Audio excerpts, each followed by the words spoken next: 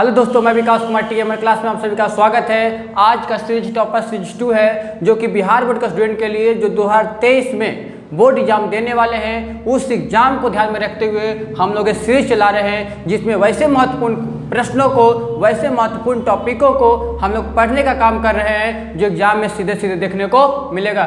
जी हाँ दोस्तों, इससे ज़्यादा जो बताया जा रहा है, इससे ज़्यादा एक भी क्वेश्चन नहीं देखने को मिलेगा और आपको बहुत सटीक तरीका से आप एग्जाम देकर आएंगे। तो चलिए, इसी कड़ी में आज का टॉपिक जो है फिजिक्स से रिलेटेड, फिजिक्स से समतल दर्पण द्वारा बने प्रतिबिंब की विशेषताएं, जो कि हर बार लगभग बहुतों बार आप क्वेश्चन बैंक अगर आप सोल्व कर रहे होंगे तो ये सब क्वेश्चन देखने को आपको मिलेगा। और ये सब क्वेश्चन जो है जो बहुत इंपॉर्टेंट क्वेश्चन है आपके एग्जाम पॉइंट ऑफ व्यू से। तो चलिए समझने का प्रयास करते हैं ये क्वेश्चन क्या है। समतल दर्पण द्वारा बने प्रतिबिंब की विशेषताएं। आपको क्वेश्चन में पूछेगा कि समतल दर्पण द्वारा बने प्रतिबिंब की विशेषताएं क्या है, इसे बताएं। तो समतल दर्पण द्वारा बने प्रतिबिंब की विशेषताएं जो निम्नलिखित हैं, ये आपको एग्जाम में 2 मार्क्स में पूछा जाता है। अक्सर ये 2 मार्क्स में आपका एग्जाम में पूछा जाता है, बिहार बोर्ड के एग्जाम में 2 मार्क्स में पूछा जाता है। तो जैसा कि हम पिछले वीडियो में बताए थे कि समतल दर्पण आप जानते हैं भली भांति, जो घर में आप डेली यूज करते हैं वो समतल दर्पण ही है दोस्तों। जो डेली आप उठ के देखते हैं, सैन्य संवर्धन में जो प्रयोग करते हैं वही समतल दर्पण है, और उसी के विशेषता के बारे में बताना है। तो चलिए, समतल दर्पण में बने प्रतिबिंब की विशेषता, यहाँ पे 6 विशेषताएं हैं। आपको 2 मार्क्स में आएगा तो आप 4 से 5 विशेषताएं आप लिख देंगे, आपको पूरे का पूरे नंबर मिल जाएगा। तो पहला विशेषता है करब प्रतिबिंब दर्पण के पीछे बनता है। बिल्कुल दोस्तों, आप जब भी दर्पण देखते हैं तो आपका जो प्रतिबिंब बनता है वो दर्पण के पीछे तो बनता है, दर्पण के प्रतिबिंब पीछे बनता है ना, दर्पण के पीछे बनता है प्रतिबिंब। बिल्कुल सही बात है। अगला कह रहा है कि प्रतिबिंब का कार्य वस्तु का कार्य के बराबर होता है। बिल्कुल सही बात है। यानी जब हम देखते हैं, जब आप आईना को देखते हैं, जब आप दर्पण को देखते हैं, तो आपका चेहरा का स्ट्रक्चर जिस तरह से रहता है उसी तरीका से दिखाता है। आपका चेहरा का साइज जिस तरीका से रहता है उसी साइज में दिखाता है। यानी कि कहने का मतलब है कि प्रतिबिंब का कार्य और वस्तु का कार्य क्या होता है दोस्तों, बराबर होता है। तीसरा पॉइंट आपका है कि प्रतिबिंब वस्तु की अपेक्षा सीधा बनता है। बिल्कुल सही, प्रतिबिंब है जो वस्तु की अपेक्षा सीधा बनता है। इसका कहने का मतलब क्या है, जब आप सीध में खड़े हुए हैं तो आपका प्रतिबिंब भी आपके जैसे वो भी सीध में खड़े हुआ रहेगा। यानी कि जैसा प्रतिबिंब है जो वस्तु के अपेक्षा सीधा बनता है, यानी जैसा वस्तु है प्रतिबिंब तो उसी तरीका से बन रहा है। ऐसा तो नहीं होता है कि आप सीधे खड़े हुए हैं और प्रतिबिंब उल्टा दिखा रहा है आपका फिगर, ऐसा नहीं होता है। यानी प्रतिबिंब वस्तु की अपेक्षा सीधा बनाता है। फोर्थ पॉइंट है कि प्रतिबिंब पार्श्विक रूप से उल्टा बनता है। यहाँ पे ध्यान देने योग्य बात है दोस्तों, ये जो पार्श्विक रूप से उल्टा है ये क्या होता है, इस चीज को हम ध्यान देंगे। इसको हम अलग पॉइंट आउट यहाँ पे कर दिए हैं। तो प्रतिबिंब पार्श्विक रूप से उल्टा होता है। पार्श्विक रूप से उल्टा होने का मतलब क्या हुआ, देखिए, यानी कि जब आप दर्पण में दायां हाथ उठाते हैं तो प्रतिबिंब आपको बायां हाथ दिखाता है, और जब आप बायां हाथ दिखाते हैं तो प्रतिबिंब आपका दायां हाथ दिखाता है। इसी को कहते हैं पार्श्विक रूप से उल्टा प्रतिबिंब बनना, यानी पार्श्विक रूप से उल्टा प्रतिबिंब बनना। छठा हो गया कि प्रतिबिंब आभासी होता है। जी हाँ, आभासी होता है प्रतिबिंब, यानी कहने का मतलब आभासी प्रतिबिंब होता है जो हमेशा दर्पण के पीछे ही बनता है। यानी कि आप हमेशा याद कर लीजिए, आपका objective exam point of view से बहुत ही इंपॉर्टेंट है। ऑब्जेक्टिव में हमेशा पूछा जाता है कि यानी कि आभासी प्रतिबिंब कब बनेगा और वास्तविक प्रतिबिंब कब बनेगा। इसके जस्ट आगे का टॉपिक प्रतिबिंब वाला ही ला रहे हैं। यानी कहने का मतलब वैसा प्रतिबिंब जो वस्तु के पीछे बनता है वो हमेशा आभासी प्रतिबिंब रहता है, और जो वास्तविक प्रतिबिंब होता है वो दर्पण के आगे बनता है। यानी कि वैसा प्रतिबिंब जो दर्पण के पीछे बनता है वो आभासी प्रतिबिंब होता है, और जो दर्पण के आगे बनता है उसको हम आभासी प्रतिबिंब कहते हैं। तो समतल दर्पण में तो दोस्तों हमेशा आप देख ही रहे हैं कि प्रतिबिंब है जो दर्पण के पीछे बन रहा है। यानी प्रतिबिंब जो दर्पण के पीछे बन रहा है तो प्रतिबिंब क्या हो गया, आभासी हो गया। आप सीधा तो आप देख ही रहे हैं। हाँ, यहाँ से एक चीज और गौर करिएगा कि आभासी प्रतिबिंब हमेशा सीधा ही बनता है। आभासी प्रतिबिंब हमेशा क्या होता है, सीधा। ये भी ऑब्जेक्टिव में आता है, ये भी ऑब्जेक्टिव में आता है। इस चीज को आप हमेशा के लिए याद रख लेंगे। जहाँ पे जो आभासी प्रतिबिंब है, यानी कहने का मतलब आभासी जो प्रतिबिंब है जो हमेशा सीधा बनेगा, आभासी प्रतिबिंब हमेशा सीधा बनता है। और दोस्तों वास्तविक प्रतिबिंब जो है जो हमेशा उल्टा बनता है। वास्तविक प्रतिबिंब हमेशा उल्टा बनता है। ये ऑब्जेक्टिव पॉइंट ऑफ व्यू से बहुत इंपॉर्टेंट है, आपको ऑब्जेक्टिव में देखने को मिलेगा ही मिलेगा, आएगा कि आभासी प्रतिबिंब हमेशा क्या बनता है, तो हमेशा सीधा होता है और वास्तविक प्रतिबिंब हमेशा उल्टा होता है। जब आभासी और वास्तविक का यहाँ पे नाम आ ही गया तो एक चीज और जान जाइए जो हमेशा एग्जाम में पूछा जाता है कि किस निम्नलिखित में से किस प्रतिबिंब को पर्दे पर प्राप्त किया जा सकता है। तो दोस्तों वास्तविक प्रतिबिंब को पर्दे पर प्राप्त कर सकते हैं, पर्दे पर प्राप्त कर सकते हैं, पर्दे पर प्राप्त कर सकते हैं। वास्तविक प्रतिबिंब को पर्दे प्राप्त कर सकते हैं, आभासी प्रतिबिंब को पर्दे पर प्राप्त नहीं कर सकते। वास्तविक प्रतिबिंब को पर्दे प्राप्त कर सकते हैं, आभासी प्रतिबिंब को पर्दे प्राप्त नहीं कर सकते। ये क्वेश्चन मल्टीपल टाइम्स बहुत बार आपके एग्जाम में पूछा गया है। आपको बोर्ड एग्जाम के लिए टेंशन लेने की जरूरत नहीं है, बस जो सीरीज चल रही है ना, ये सीरीज को देख के भी चल जाइएगा ना पूरा सीरीज को, तो आपका नंबर बहुत अच्छा आ जाएगा, आपका नंबर 100 से अधिक आ जाएगा। तो चलिए देखते चलिए ये सब क्वेश्चन।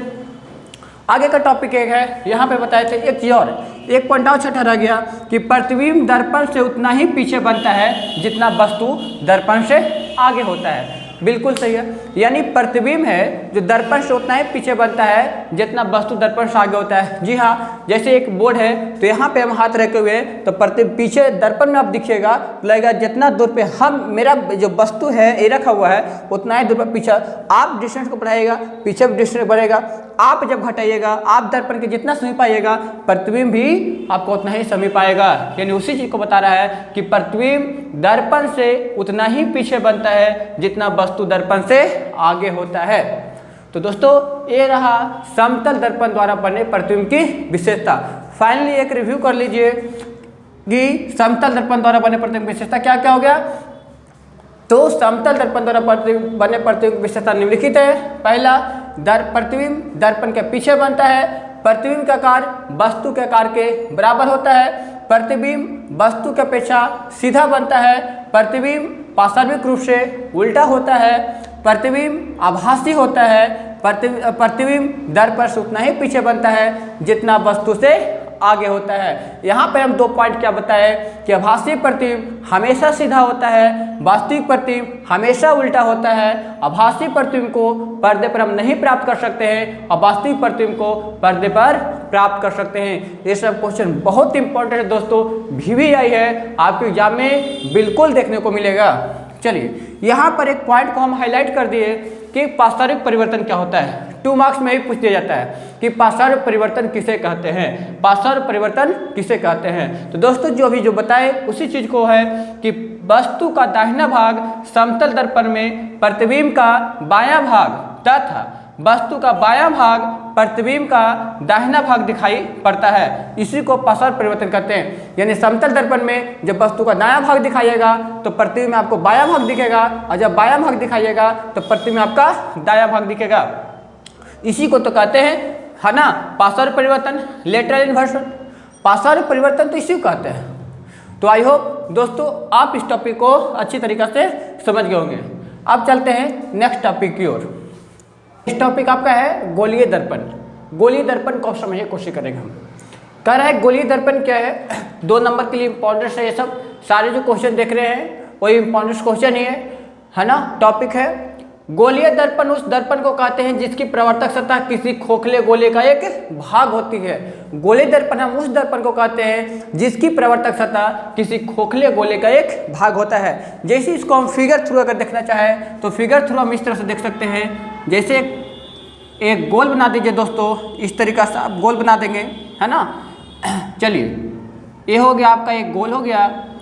अगर इसके सेंटर को, ये जो हो गया आपका वक्र केंद्र, अगर इस गोलीय दर्पण को हम बाहर से अगर कलर करेंगे, अगर बाहर भाग अगर कलर कर देते हैं और अंदर भाग इसका प्रवर्तक सतह है तो ये जो बन जाता है दोस्तों, ये बन जाता है आपका अवतल दर्पण। एक क्या बन जाता है, अवतल दर्पण।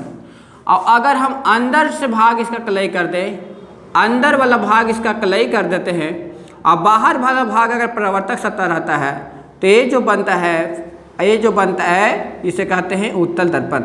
इसे क्या कहते हैं, उत्तल दर्पण।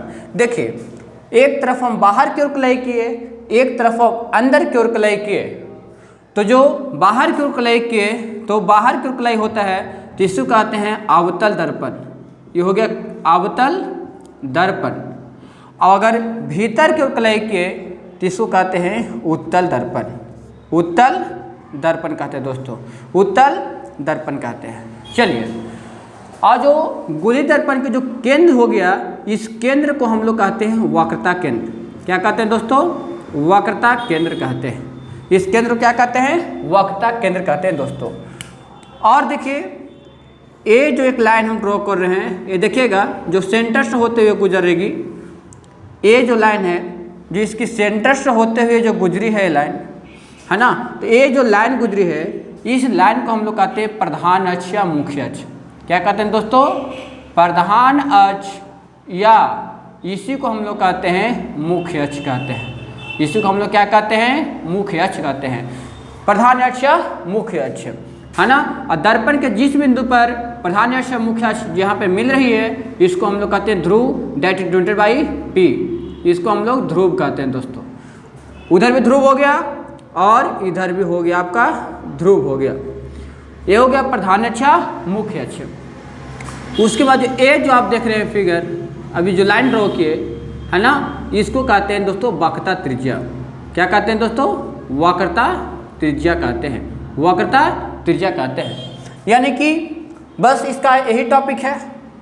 जब हम गोलीय दर्पण के जब हम बाहर की ओर कलाई कर देते हैं तो और भीतरी भाग इसका प्रवर्तक सतह रहता है तो उसको अवतल दर्पण कहते हैं। और जब भीतर की ओर जब हम इसको कलाई करते हैं और इसकी प्रवर्तक सतह जब बाहर की ओर हो जाता है तो इसको कहते हैं उत्तल दर्पण। ये हो गया उत्तल दर्पण का ध्रुव, ये हो गया आपका अवतल दर्पण का ध्रुव हो गया दोस्तों।